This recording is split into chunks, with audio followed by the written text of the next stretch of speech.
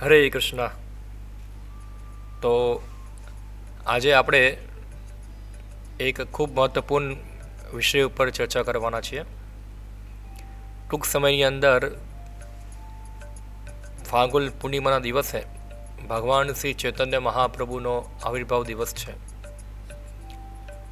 ઘણા લોકો ચૈતન્ય મહાપ્રભુ વિશે જાણતા નથી.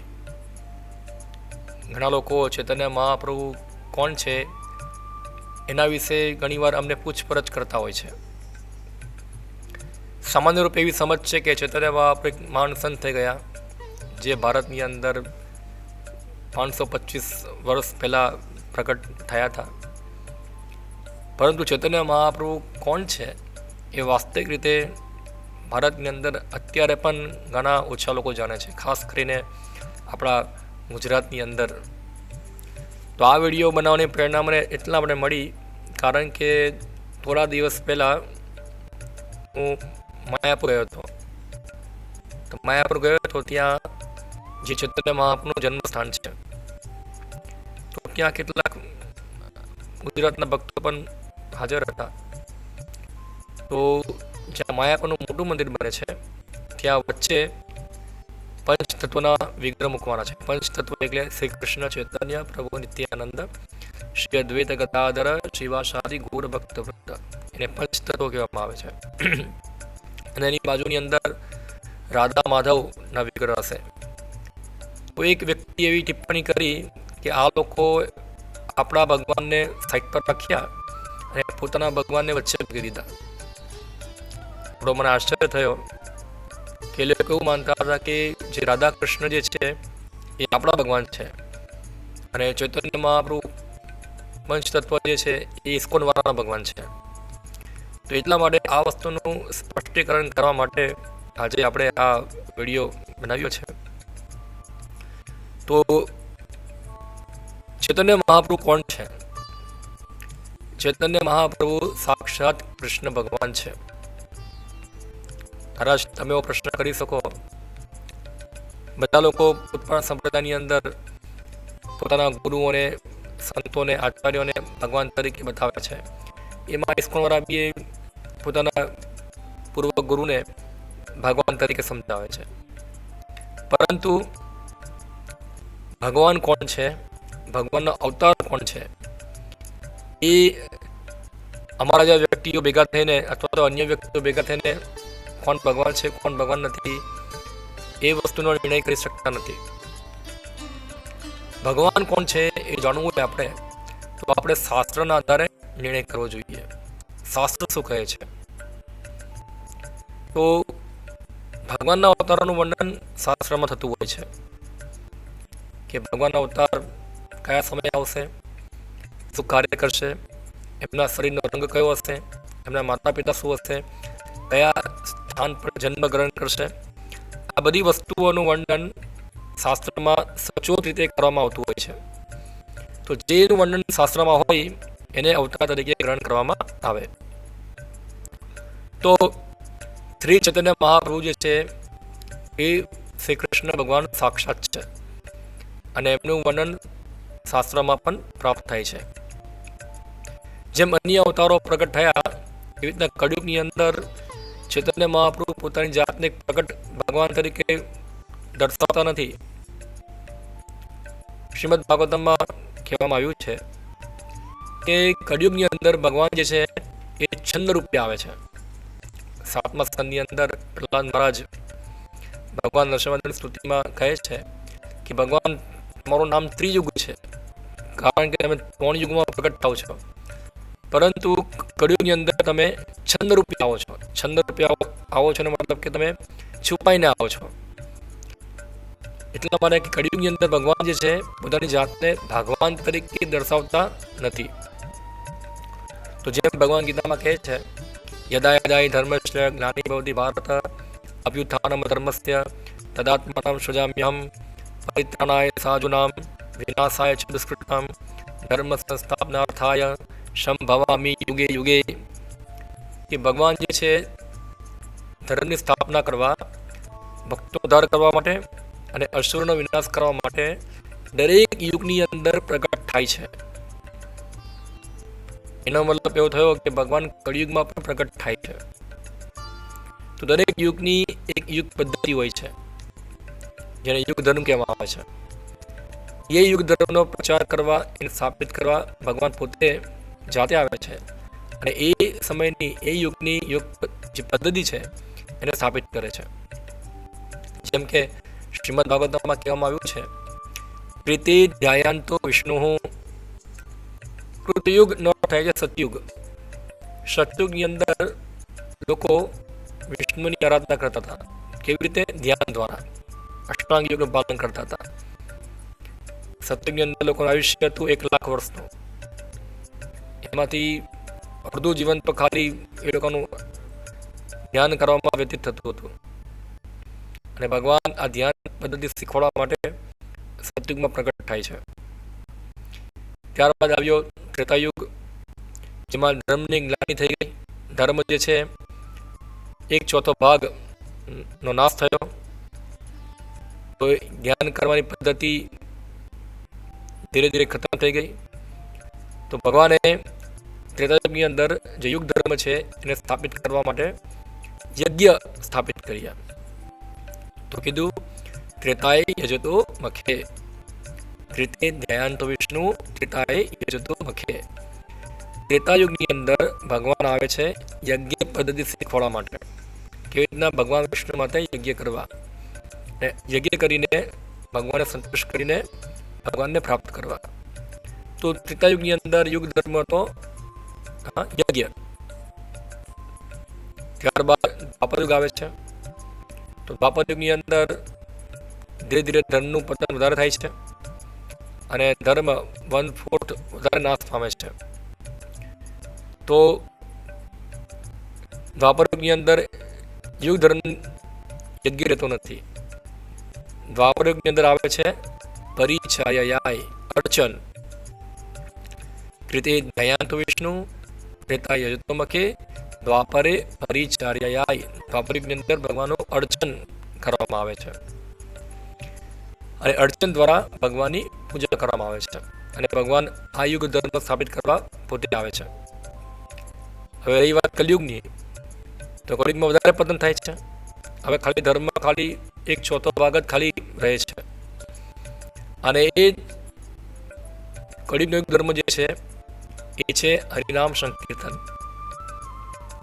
કૃતે ધ્યાયાંતો વિષ્ણુ ત્રેતા યજતો મખે દ્વાપરે પરિચાર્યાય કલો તત હરિકીર્તનાથ. કળિયુગની અંદર ભગવાન આવે છે હરિનામ સંકીર્તનનો પ્રચાર કરવા. હરિનામ સંકીર્તન જે છે આ કળિયુગનો યુગ ધર્મ છે. તો સંકીર્તન પ્રવર્તક કોણ છે? જે આ યુગની અંદર યુગાવતાર છે. તો તમે જુઓ કોને સંકીર્તનનો પ્રચાર કર્યો, કોને વધારે સંકીર્તન પ્રારંભ કર્યું. તો ઇતિહાસ દ્વારા જોઈ શકીએ છીએ કે સંકીર્તન પ્રવર્તક શ્રી કૃષ્ણ ચૈતન્ય. સંકીર્તનના પ્રવર્તક હતા શ્રી કૃષ્ણ ચૈતન્ય મહાપ્રભુ. સંકીર્તન યજ્ઞ જે બજે એ ધન્ય. અને જે લોકો આ સંકીર્તન યજ્ઞ દ્વારા ચૈતન્ય મહાપ્રભુ જે આ યુગ ધર્મની સ્થાપના કરવા આવે છે, એની આરાધના કરે છે, એ ધન્ય છે. તો કળિયુગનો યુગ અવતાર છે શ્રી ચૈતન્ય મહાપ્રભુ, જે સાક્ષાત કૃષ્ણ ભગવાન જ છે.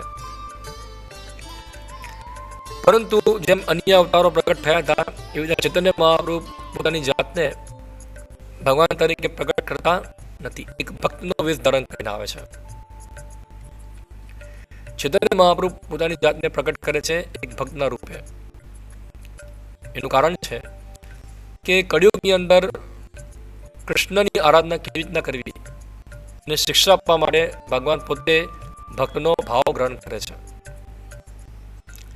ભગવાન શ્રી કૃષ્ણ ગીતામાં કહે છે, સર્વધર્માન પરિત્યજ્ય મામેકં શરણં વ્રજ અહં ત્વાં સર્વપાપેભ્યો મોક્ષયિષ્યામિ મા શુચિ. બધા પ્રકારના ધર્મોને છોડી દો અને મારા શરણમાં આવી જાઓ. હું તમને દરેક પ્રકારના પાપોમાંથી મુક્ત કરીશ. પરંતુ ભગવાન કૃષ્ણની આ વાત જે છે કોઈએ સ્વીકાર કરી નહીં. ખાલી પાંડવો અમુક ભક્તો હતા જે ભગવાન કૃષ્ણની આ વાતને સમજી શક્યા. અને ભગવાન કૃષ્ણ પ્રગટ થવાનો ઉદ્દેશ હતો કે પોતે બધા જીવોને પોતાની વૃંદાવન લીલાથી આકર્ષાઈને એમને ભગવત ધામ લઈ જવા માટે આવ્યા હતા. પરંતુ ભગવાન કૃષ્ણ પ્રગટ થયા, પરંતુ એમના ગયા પછી લોકો ગીતાના આ ઉપદેશોને ખૂબ સ્પષ્ટ રૂપે સમજી શક્યા નહીં. એટલે ભગવાન કૃષ્ણ વિચારે છે કે હવે હું પોતે કેવી રીતના કૃષ્ણ ભક્તિ કરવી એ શીખવાડવા માટે પોતે ભક્તનો એક ઉદાહરણ પ્રસ્તુત કરીશ, ભક્તિ તરીકે વર્તીશ, જેથી લોકો શીખી શકે કેવી રીતના કૃષ્ણ ભક્તિ કરવી જોઈએ. એક કારણ આ છે કે ચૈતન્ય મહાપ્રભુ પોતે ભગવાન છે, કૃષ્ણ ભગવાન છે. કૃષ્ણ ભગવાન જાતે પોતે પોતાના ભક્ત બનીને કેવી રીતના કૃષ્ણ ભક્તિ કરવી એ શીખવાડે છે. તો બીજું કારણ છે ચૈતન્ય મહાપ્રભુનું પ્રગટ થવાનું. ચૈતન્ય મહાપ્રભુના રૂપમાં ભગવાન કૃષ્ણ જાણવા માંગે છે કે મારી ભક્તિમાં તો એવું શું છે કે જેના કારણે ભક્તો જે છે મારી ભક્તિથી આટલા આકર્ષાય છે. તો પોતાની ભક્તિનું જ રસાસ્વાદન કરવા માટે કૃષ્ણ જે છે એક ભક્તનો વેશ ધારણ કરે છે. તો શાસ્ત્રમાં કીધું છે, ચૈતન્ય મહાપ્રભુના પ્રગટના ઘણા શ્લોકો છે. હા, જો કદાચ તમને જાણવું હોય તો હું તમે આ વિડીયોના ડિસ્ક્રિપ્શનની અંદર લિંક આપી દઈશ. એની અંદર ચૈતન્ય મહાપ્રભુ ભગવાન જેવા શાસ્ત્રમાં ઘણા શ્લોક છે. એક શ્લોક શ્રીમદ ભાગવતમાં પણ આવે છે, જેમાં કેવું છે, કૃષ્ણમ વર્ણમ ત્વિષા કૃષ્ણમ સાંગો પાંગાષ્ટ પાર્ષદમ. કૃષ્ણ વર્ણમ કે જે હંમેશા કૃષ્ણનું વર્ણન કરે છે, જે કૃષ્ણ નામ કૃષ્ણ લીલા હંમેશા વર્ણન કરતા રહે છે. કૃષ્ણ વર્ણમ ત્વિષા અકૃષ્ણ. ત્વિષા અકૃષ્ણ અર્થ થાય છે કે જેના શરીરનો રંગ અકૃષ્ણ છે. તો અકૃષ્ણનો અર્થ થઈ શકે પીળો, લાલ, વ્હાઈટ, ગૌર વર્ણ, સફેદ વર્ણ. તો ભગવાન દરેક યુગની અંદર 4 અલગ અલગ પ્રકારના રંગ ધારણ કરીને આવતા હોય છે. શ્રીમદ ભાગવતના 10મા સ્કંદની અંદર ગર્ગ મુનિ જ્યારે ભગવાન કૃષ્ણનું નામકરણ કરવા આવે છે ત્યારે નંદ મહારાજને કહે છે કે જે આપનો બાળક જે છે અને પહેલાના યુગોની અંદર શ્વેત વર્ણ, રક્તવર્ણ અને પીત વર્ણ આ 3 રંગમાં પ્રગટ થયો હતો. વર્તમાન યુગની અંદર એ શ્યામ વર્ણ રૂપે આવ્યો છે. તો સતયુગની અંદર ભગવાન શ્વેત વર્ણમાં હતા, ત્રેતાની અંદર રક્તવર્ણ, દ્વાપરમાં શ્યામ વર્ણ અને કળિયુગની અંદર ભગવાન આવે છે પીત વર્ણ. ત્વિષા અકૃષ્ણ નો અર્થ થાય છે જેમની શરીરનો રંગ છે પીત વર્ણ. કેમ પીત વર્ણ છે? કારણ કે ભગવાન કૃષ્ણ ખાસ કરીને જેમની હાલની શક્તિ છે, શ્રીમતી રાધા રાણી રાધિકા, તો શ્રી રાધિકા જે છે ભગવાન કૃષ્ણની સેવામાં એટલો આનંદ પ્રાપ્ત કરે છે, એટલો આનંદ પ્રાપ્ત કરે છે કે ભગવાન કૃષ્ણ જાણવા માંગે છે કે મારી ભક્તિમય સેવામાં એવું શું છે. હું પોતે ભગવાન છું, હું સર્વ આનંદનો આશ્રય છું, છતાં પણ મારા કરતાં વધારે આનંદ આ રાધાને મળે છે. તેવું શું છે એ મારે જાણવું છે અંદર. એટલા માટે ભગવાન કૃષ્ણ હવે રાધાનું સ્થાન ગ્રહણ કરવા માંગે છે કે રાધાનો ભાવ શું છે એ જાણવો છે. તો એટલા માટે ચૈતન્ય મહાપ્રભુ કૃષ્ણ ભગવાન જે છે એ ચૈતન્ય મહાપ્રભુના રૂપે રાધા ભાવ ગ્રહણ કરે છે. રાધા ભાવ ધૃતિ સુવલિતમ નમોમિ કૃષ્ણ સંયુક્તમ. રાધા ભાવ ગ્રહણ કરીને આવે છે. તો ચૈતન્ય મહાપ્રભુ કૃષ્ણ છે, પરંતુ એમનો ભાવ છે રાધા રાણીનો. તો કેવું કહી શકાય કે ચૈતન્ય મહાપ્રભુ રાધા અને કૃષ્ણનો સંયુક્ત અવતાર છે. હા, બંને એક છે, રાધા કૃષ્ણ. શ્રી કૃષ્ણ ચૈતન્ય, રાધા કૃષ્ણ નહીં અન્ય. શ્રી કૃષ્ણ ચૈતન્ય મહાપ્રભુ કોણ છે? રાધા અને કૃષ્ણ. તો રાધા ભાવ, રાધાનો શું ભક્તિ છે એને સમજવા માટે કૃષ્ણ ભગવાન ચૈતન્ય મહાપ્રભુ રૂપે આવે છે અને જ્યારે રાધાની ભક્તિનો અનુભવ કરે છે ત્યારે એમને ખૂબ આનંદ આવે છે અને પોતે જાતે આ કૃષ્ણ પ્રેમ જે છે એનું દરેક વ્યક્તિને શું કરે છે, એનો દાન કરે છે, એનો પ્રચાર કરે છે. તો કીધું કૃષ્ણ વર્ણમ તુષા કૃષ્ણમ સાંગો પાંગર્ષ પાર્ષદમ યજ્ઞે સંકીર્તન પ્રાય યજંતી સુમેધસા. અને આ અવતાર જે છે કળિયુગનો પોતાના પાર્ષદોથી ઘેરેલો હશે. હા, શ્રી કૃષ્ણ ચૈતન્ય પ્રભુ નિત્યાનંદ શ્રી અદ્વૈત ગદાધર શિવાશાદી ગૌર ભક્ત વૃંદ અનેક ભક્તો તે ઘેરાયેલા ભગવાન શ્રી ચૈતન્ય મહાપ્રભુ સંકીર્તન પ્રારંભ કરે છે. હા, સાંગો પાંગાષ્ટ પાર્ષદમ યજ્ઞે સંકીર્તન પ્રાય યજંતી સુમેધસા. અને સંકીર્તન યજ્ઞ દ્વારા કળિયુગની અંદર જે વ્યક્તિ બુદ્ધિશાળી છે, હા, સુમેધસા, એ લોકો ભગવાનના આ અવતારની આરાધના કરે છે. તો ચૈતન્ય મહાપ્રભુ ખાલી ઇસ્કોનના ભગવાન નથી. ચૈતન્ય મહાપ્રભુ કૃષ્ણ ભગવાન સાક્ષાત છે. એ કોઈ બધાએ બનાવી બેઠેલા ભગવાન નથી. એનું વર્ણન શાસ્ત્રમાં જાણવા મળે છે. તો અમે લોકો ઇસ્કોનના સભ્યો જે છે એ શાસ્ત્રના ખૂબ ચુસ્ત અનુયાયી છે. અમે લોકો પાખંડી એવા લોકોને ભગવાન તરીકે પૂછતા નથી.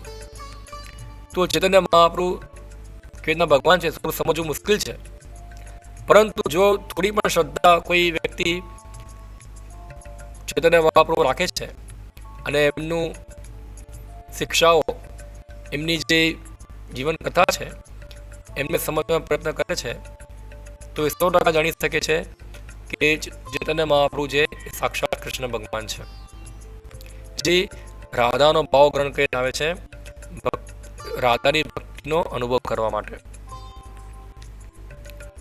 ચૈતન્ય મહાપ્રભુ જ્યારે રાધા ભક્તિનો અનુભવ કરે છે ત્યારે કહે છે કે આ ભક્તિનો ખૂબ ઉદારથી દાન કરો. પોતે કોઈ પણ પ્રકારના પાત્ર અપાત્ર વ્યક્તિને જોયા વગર આ કૃષ્ણ ભક્તિનું દાન આપે છે. પોતાના પાર્ષદોને મોકલે છે, જાઓ તમે બધાને કૃષ્ણ ભક્તિનું દાન કરો. તો ચૈતન્ય મહાપ્રભુ કલયુગની અંદર આવે છે, એ ખૂબ ઉદાર અવતાર છે. હા, એ ચૈતન્ય મહાપ્રભુનો ભાવ છે ઔદાર્ય ભાવ છે. બધાને કૃપા આપીને, દયા આપીને જીવનો ઉદ્ધાર કરવો. અન્ય અવતારની અંદર ભગવાન આવ્યા હતા તો એમને ઘણા બધા અસુરોનો વધ કર્યા. આ અવતારની અંદર ભગવાન કોઈને મારતા નથી, કારણ કે જો ભગવાન આ અવતારમાં કોઈને મારવા જાય તો બધાને મારવા પડે. કળિયુગની અંદર કોણ વ્યક્તિ એવો છે કે જે પાપી નથી? બધા પાપી છે અંદર. એટલા માટે આ અવતારની અંદર ભગવાન પાપી નથી મારતા, પાપીના જે પાપ કરવાની વૃત્તિ જે છે એને મારે છે. તો ચૈતન્ય મહાપ્રભુ ગમે એટલા પાપી હોય, જો કોઈ વ્યક્તિ હરિનામ સંકીર્તન કરે છે, ખાસ કરીને ચૈતન્ય મહાપ્રભુ શીખવાડે છે હરે કૃષ્ણ કૃષ્ણ કૃષ્ણ હરે હરે હરે રામ રામ રામ હરે. જે વ્યક્તિ દરેક પ્રકારના પાપ કર્મ બંધ કરીને આ હરે કૃષ્ણ મહામંત્રનો જપ કરે છે, એ વ્યક્તિ ચૈતન્ય મહાપ્રભુની કૃપાથી કૃષ્ણનો પ્રેમ પ્રાપ્ત કરે છે. ખાલી પાપથી મુક્ત થતો નથી, પરંતુ કૃષ્ણ પ્રેમ પ્રાપ્ત કરે છે. તો આ ચૈતન્ય મહાપ્રભુનું વિશેષ યોગદાન છે. હા, એટલા માટે ચૈતન્ય મહાપ્રભુને કહેવામાં આવે છે નમો મહાવદાન્યાય કૃષ્ણ પ્રેમ પ્રદાય તે કૃષ્ણાય કૃષ્ણ ચૈતન્ય નામીને ગોદૃશ નમઃ. ચૈતન્ય મહાપ્રભુ મહાન વરદાન આપવાવાળા છે. શું મહાન વરદાન છે? કૃષ્ણ પ્રેમ. તો કોઈ પણ શંકા રાખ્યા વિના ચૈતન્ય મહાપ્રભુ છે ભગવાન કૃષ્ણ છે, એ સ્વીકારવું જોઈએ. આપણે શાસ્ત્ર પ્રમાણ છે અને એમની શિક્ષાઓ જાણવી જોઈએ. ચૈતન્ય મહાપ્રભુ શીખવાડે છે કૃષ્ણની સેવા કરો, અને આ રીતે ગીતા ભાગવત શિક્ષાઓ દ્વારા દરેક જીવને સમજાવે છે કે દરેક જીવનું પરમ કર્તવ્ય છે શ્રી કૃષ્ણની સેવા કરવી, એમનો પ્રેમ કરવો.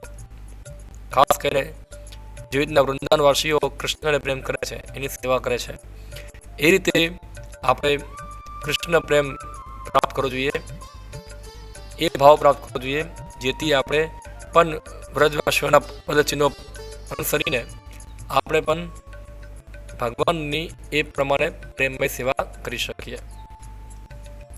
ઘણો વિસ્તારથી કહી શકાય એના વિશે.